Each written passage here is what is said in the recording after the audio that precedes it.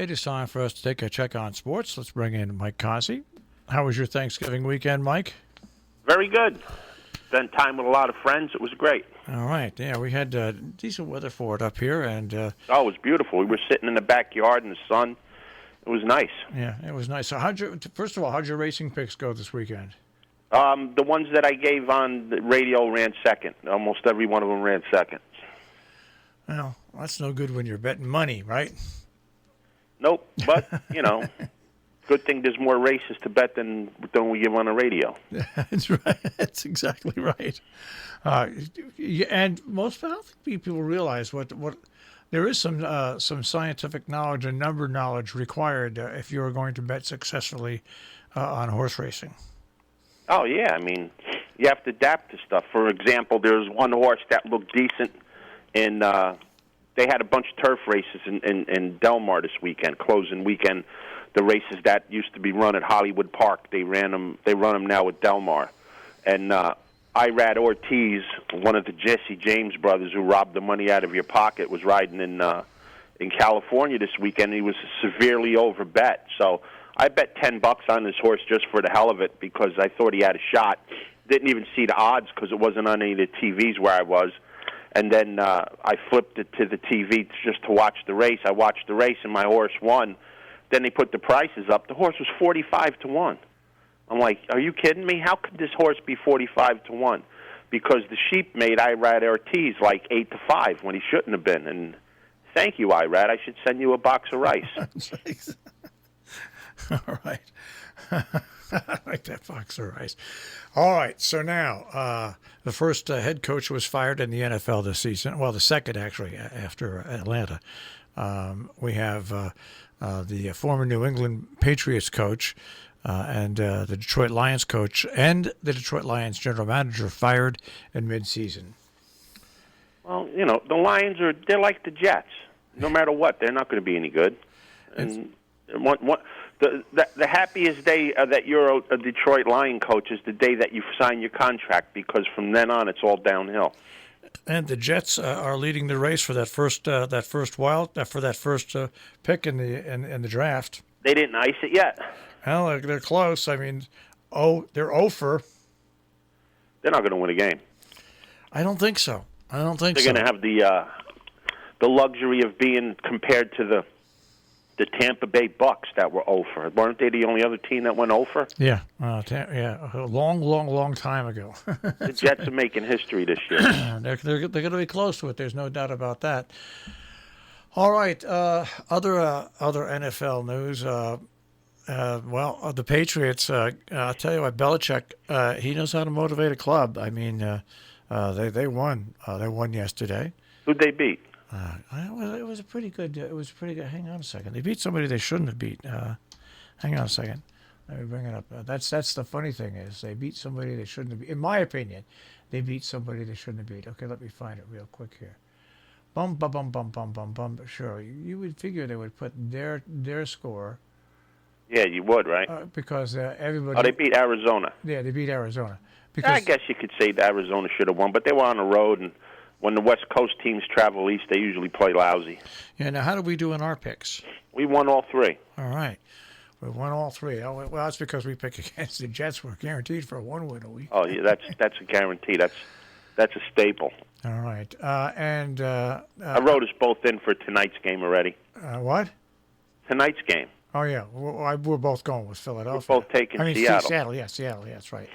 Philadelphia is out of the NFC East. And there's a game tomorrow night, too. You want to pick that one now? Yeah, that's Baltimore and Pittsburgh. And Baltimore's going to be without their quarterback. I'll take Pittsburgh in that one. Yep, I wrote that down, too. Yeah, I'll take Pittsburgh in that one.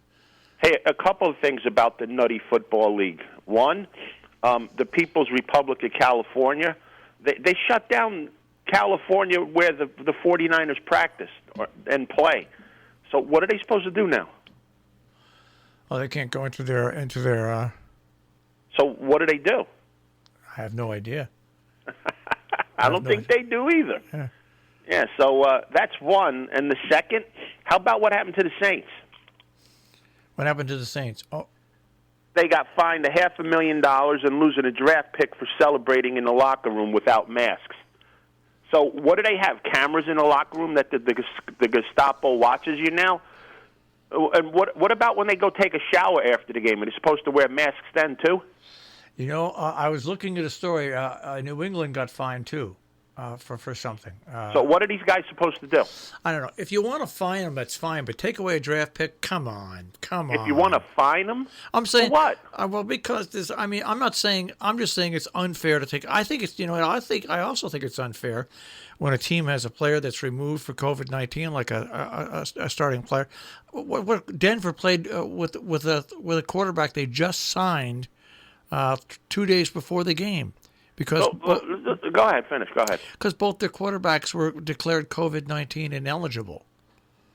I mean, yeah, they had nobody to play. Yeah, I mean, it's so a team who's together most of the time can't celebrate and get fined for it.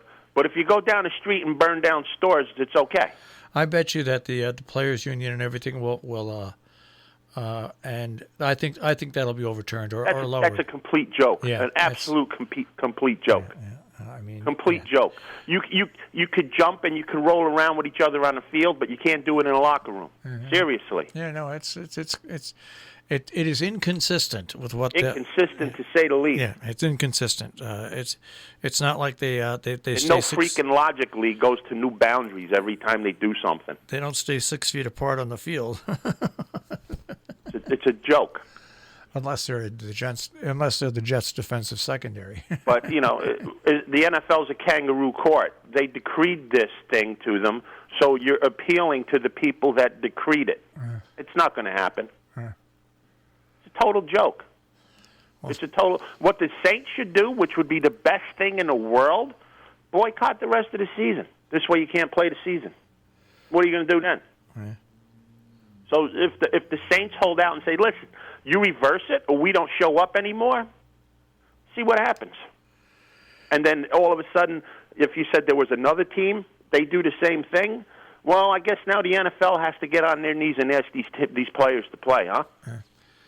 It's a joke, an absolute joke. It's a strange league because I'm impressed with the way Joe Judge has turned around the Giants. I'm not saying win-wise or anything like that. Their defense is starting to play much better. They've played pretty well all year long. They've kept their attitude up. He's done a good job. But here's the biggest joke. Here, this goes along. The Giants and the Redskins lead the NFC East. The Giants and Redskins are both 4-7. And you take a look at all the other teams that play in the NFL that aren't division leaders, and there's going to be teams left off the playoff schedule. Let's just say if in a fantasy world, I won't say this about the Giants because it's not going to happen. Let's just say Washington wins the rest of the games, and they wind up at 9-7, and they get most of their wins against the NFC opponents.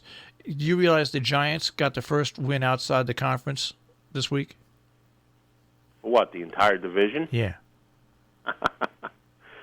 So you can gamble now. It's illegal. Well, for now it's legal. You don't know what the People's Republic are going to do, but you can bet against them. You can make a fortune, we do every weekend against the Jets.